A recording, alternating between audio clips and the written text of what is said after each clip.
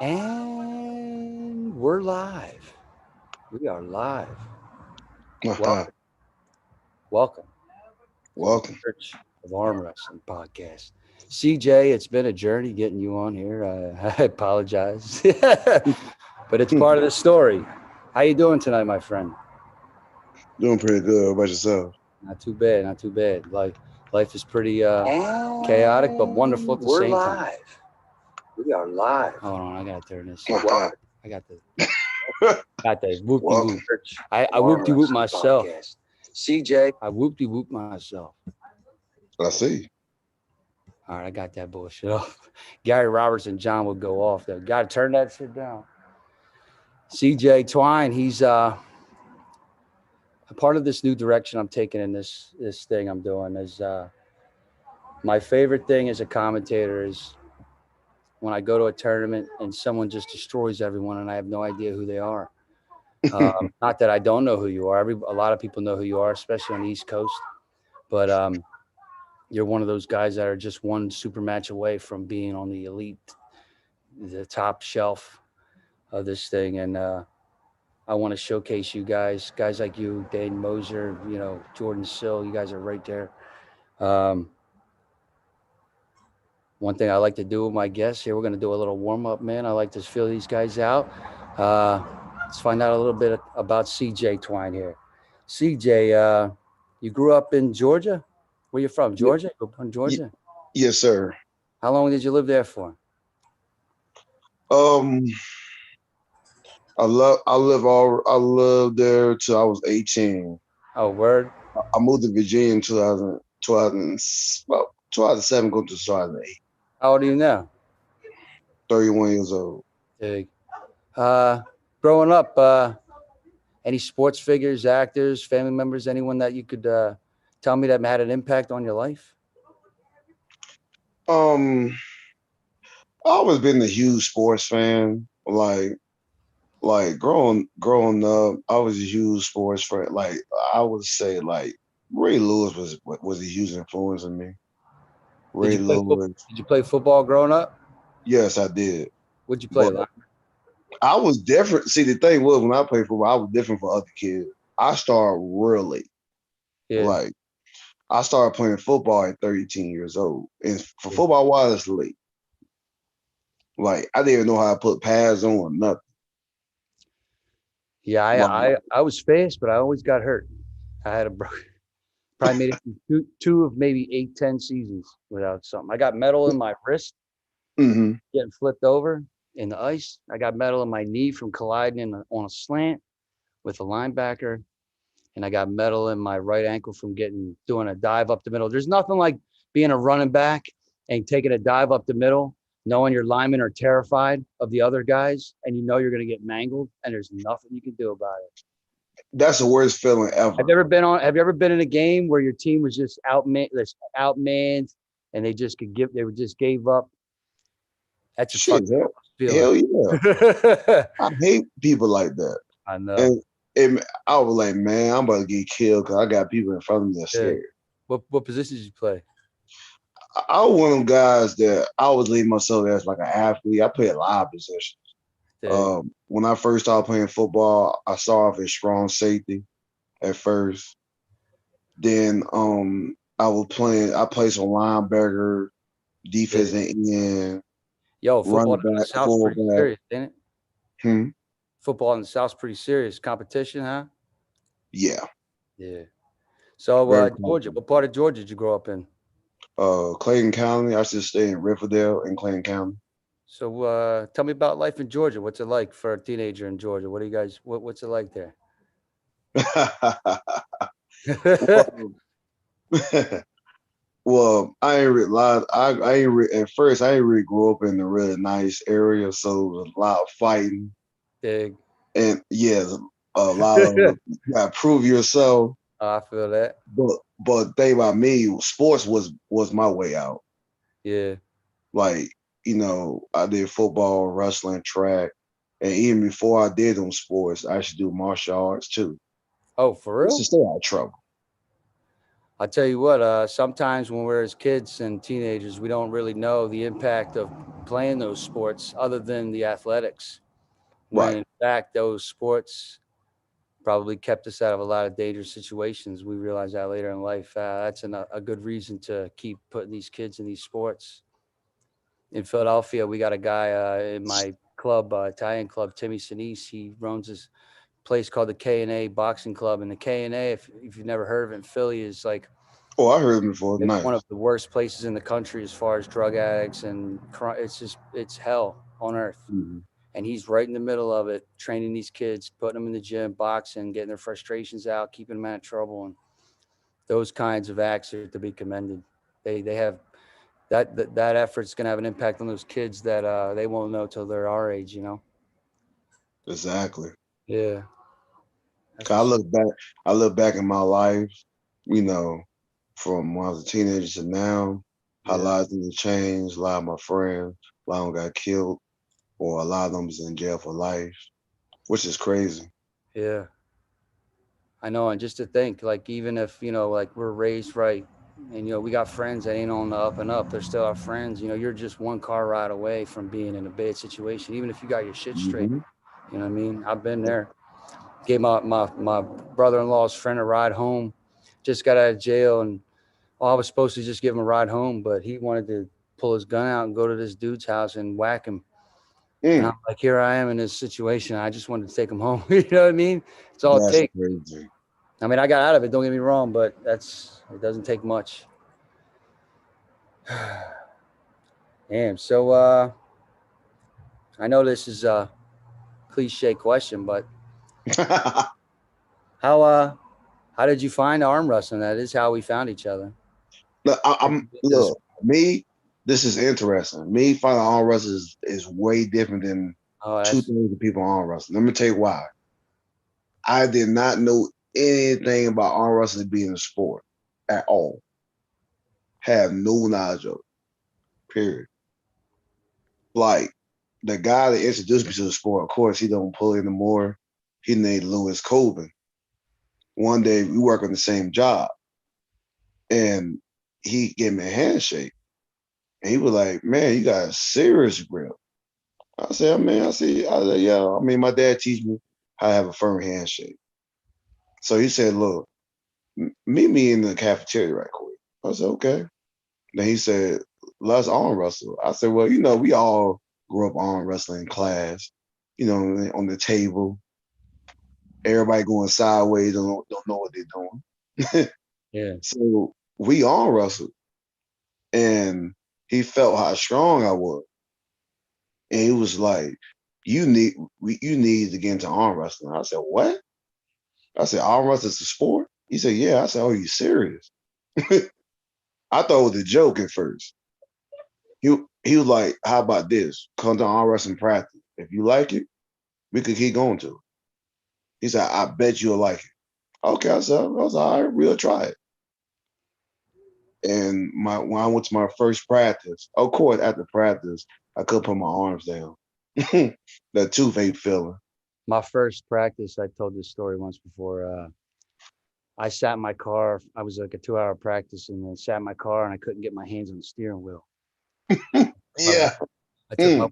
took my one hand like this, and I went, phew, and then I took my other arm, and I went, phew, and then once I got on there, you ever do too many forearm curls and your shit starts throbbing? Heck yeah. Yeah. Well, I thought my shit was gonna explode, and I went right to Wawa, got some bags of ice, and I was like, "What the fuck am I doing?" But you get used to that after a while. Well, I'll never forget my first practice, right? And I always felt like how the world pulled that long when I first started. I pulled one of my coaches, right, in practice, and we had like I swear it was almost like 10 minutes war. We were pulling. We were pulling for almost 10 minutes. Mm. It was crazy. Like when people have on camera on the phone, their phone died. That's how long we Yeah, pulled. chill. And he's always told me he's Randy Stanley. He's always telling me that his fingers was hurt for like 3 weeks. He Yeah. thought he thought about a break. You know what I mean? Of course, I lost on that, but that day I will never forget. Right there, I will never forget that day. And of course, I was no good for 3 weeks. No good. I couldn't barely squeeze. I couldn't make a fist on nothing. Barely. You are you on a member of a team? Yes, Team Brewer. Tell me a little bit about them. Um, well, of course, Team Brewer. That's really originated by Steve Stanaway, legendary arm wrestler. He started arm wrestling back in 1968. Of course, he's one of the very few guys that was back then that's still alive now. So that guy Luke Coben was part of that team, and that's who he introduced me to. But at first it used to be mostly now it's a whole bunch of new guys now that's in Team Brutal. They try to make their way up the ladder in arm wrestling. Because when I first went into it, I was the new guy with a whole bunch of vets around, right? Does that affect your training? What Not having having new as many, guys? not having as many experienced guys there. Does that slow you down? You think? Actually, I won't say it slew me down because I'm still progressing, Still, right? still putting in that work. Yeah, I'm still putting that work. I just gotta be a little more creative compared to what when I first started. Do you do any traveling for training, like to meet up with people, bigger Yes, guys? I do. Yes, I do. Any guys in particular you visit often? Yes.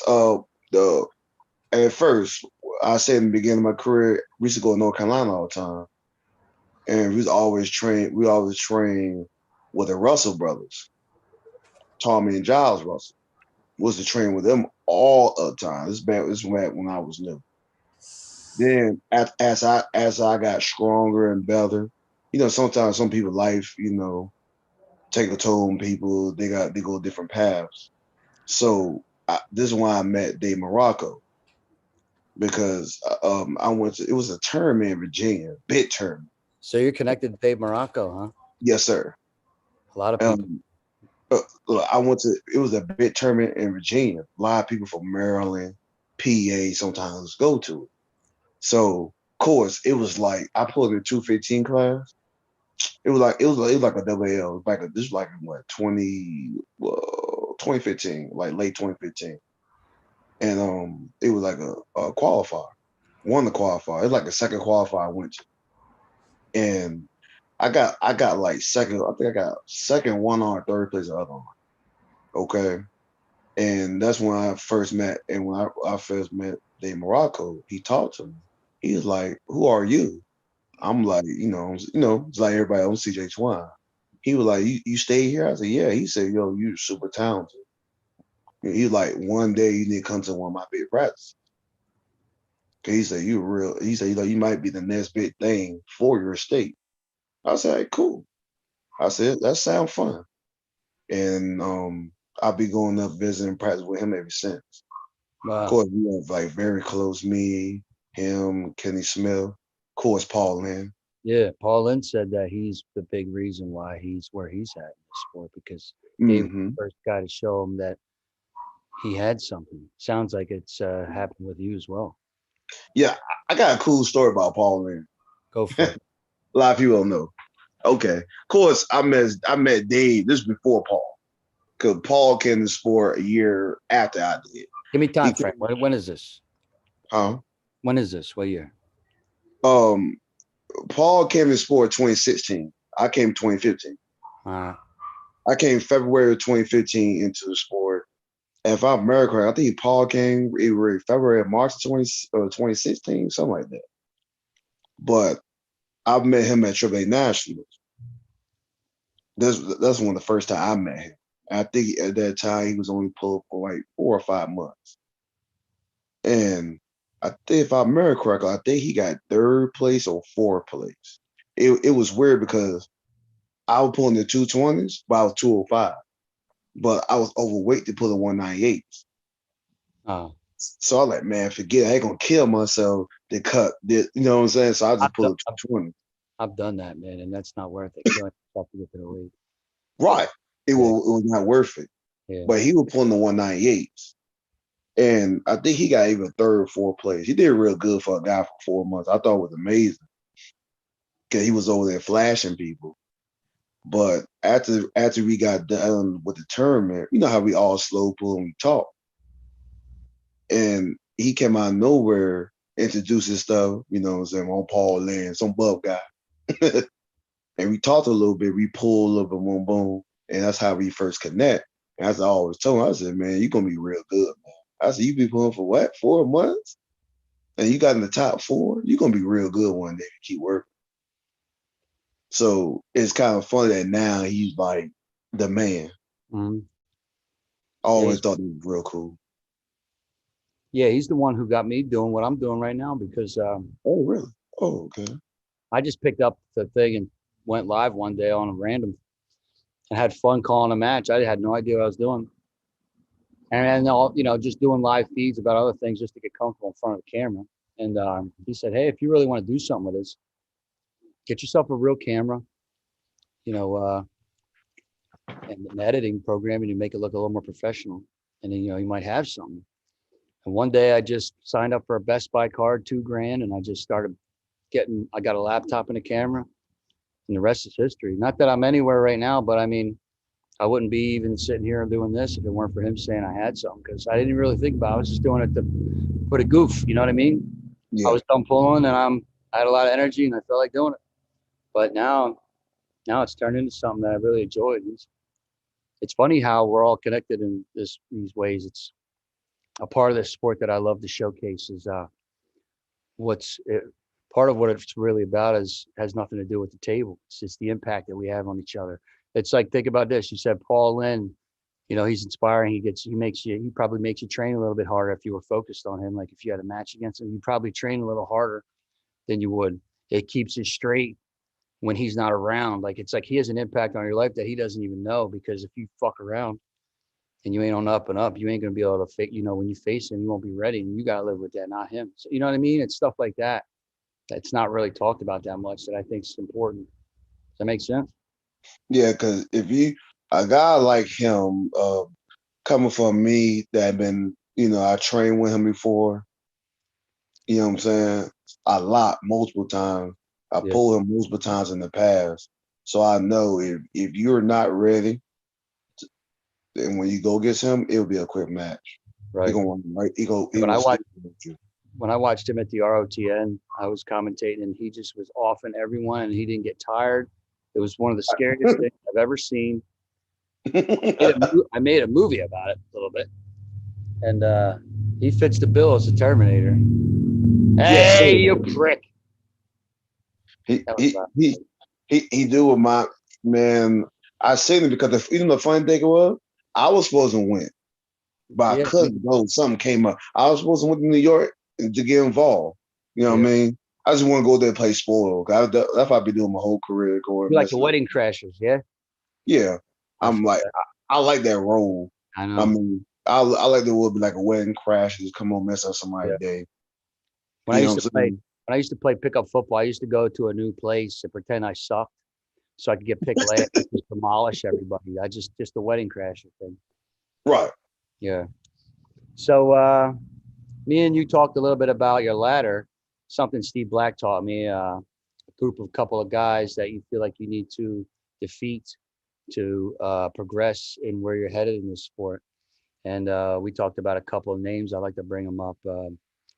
Jason Merlo is somebody that's right there, just like you, as far as one big match away from being in the elite. Have you guys ever faced off against each other? Yes, we have. If I got the year right, I think we face off. I think it was 2018 or 2019. It was one of those 2 years.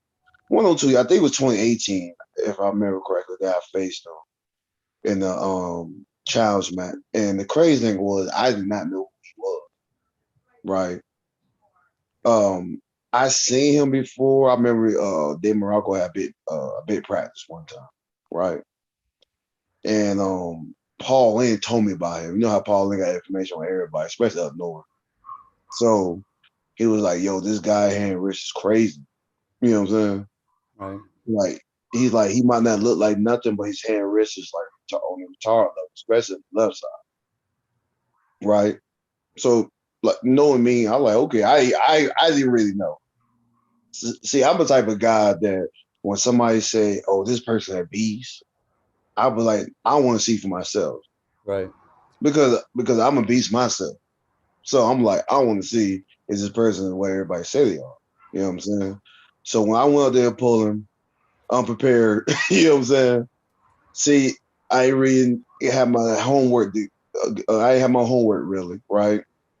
When gets my game plan, and when I first went against him, left-handed, and I felt how strong his hand was, and at that time, I ain't really feel that hand like that in a match. Not like it was unexpected. Like if I grab somebody like Ron Bath or somebody, I know his hand. You know what I'm saying? He look like a guy like, damn man, that dude look strong. You know what I'm saying? Right. But Jason Marlowe have real laid back, cool guy. No. Don't Yeah. he don't look like a gym rat at all. So when he closed his hand, when he closed his hand on me, I was like, whoa. Yeah. I was like, yo, this dude finger pressure is crazy. All from that fishing he does. He's got a fishing rod that's as big as someone's car. He gets some big sharks and shit. I believe because Yeah. when you go fishing, you got pull back. It's like back pressure. You got to hold your hand, Yeah. He control it. does a very Then unique you got to pull training. back on. Yes, I believe. Yes, it does help. Yeah. Um, Someone that's making a lot of noise right now is Brandon Elsesser. Right? He's up near Syracuse, New Uh, York. He just took down Aiello, Paul Passamore today. I think I've seen him beat what's the other guy who's blown up, dude? looking good. And but yeah, I've been seeing him take a lot of trophies, taking a lot of big wins lately. Have you guys ever faced each other? Yes, summer summer 2019, we faced each other. He beat me. Then it was a war. It was crazy. I think we went to Erie. I think we faced Yeah. each other in Erie. I think it was like August of 2019, if I remember correct, when I faced him. And he looking, like I said, he looking real. I saw him when he pulled Paul and Mike, Yeah. and he looking real good. I've seen Merlo and Brandon have a lot of battles.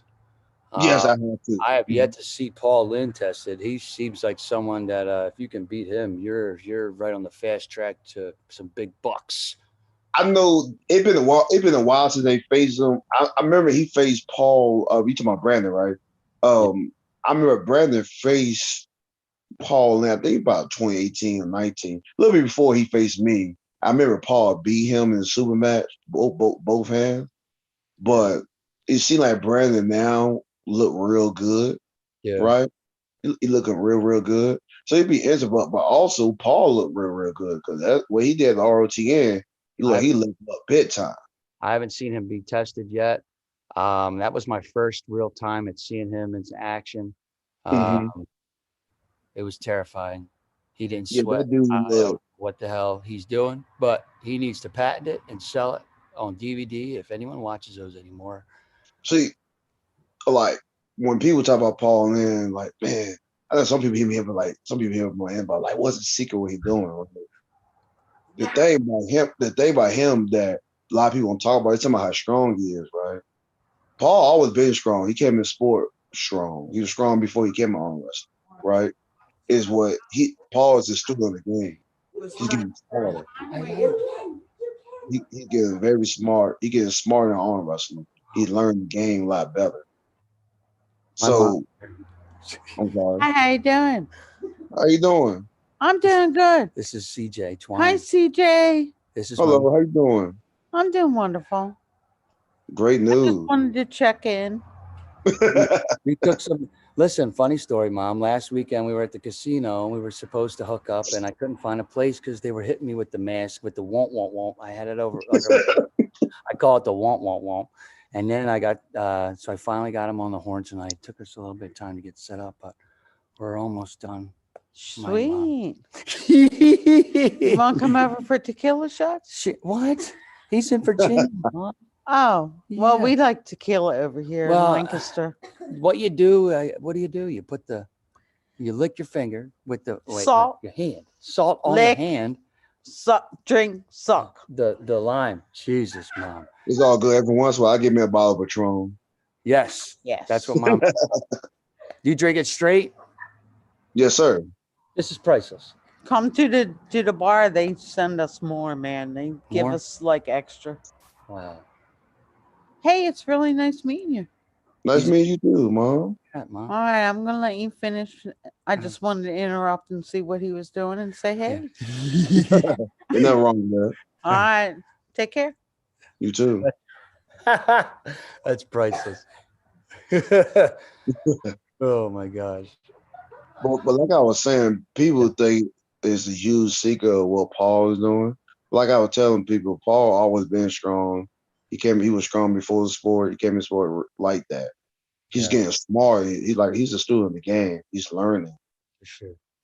And when you already like real gifted, like you already strong already. When you start learning the sport and get more technical, Yeah. your matches start to be easier. I know one thing that I do big mistake is when I'm in a losing position, instead of Mhm. sitting there and getting tight and everything and working it out, I start panicking and trying to win. People say you don't have to try to win the match the whole time. That's how you Yes. exert a lot of energy. And me not having, still being an amateur, not having the stamina, I bleed myself out. Motherfuckers. No, a big part of it is learning how to get comfortable in an uncomfortable position, I think. Yeah, I mean, I think in arm wrestling, the big thing is to know when to be patient Right. or not. I know with me, I have tendencies of I lost a lot of matches that I had advantage. Yeah. And I'm like, oh, I got this win. And I'm trying to go for the win instead of staying in good position.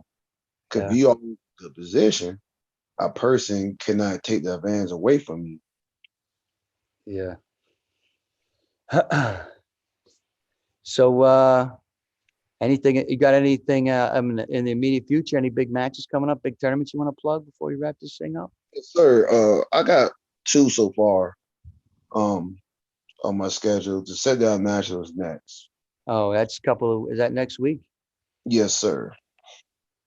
That's I've the last one I went to that last year, and I was walking around doing my live feed, and I was talking with Mike Androvic, and the experience of the guys who show up at those things is it was around 700-800 years if you combine them from everyone. It was nuts. Yeah, it was nuts. It was crazy. Oh man. Well, CJ, it's been a blast, man. I uh I look forward to seeing you pull in the near future, man. I think you're right. You're right. You're one match away from being in the big money matches. Oh yeah. I'm gonna show a couple places. I might not announce it. I might just pop up. Nah, I would. The wedding crasher thing, I like it. Send me a text though, so I can know to be there and film it. Oh, no problem. I will. All right, CJ, take it easy, my friend. You too. All right.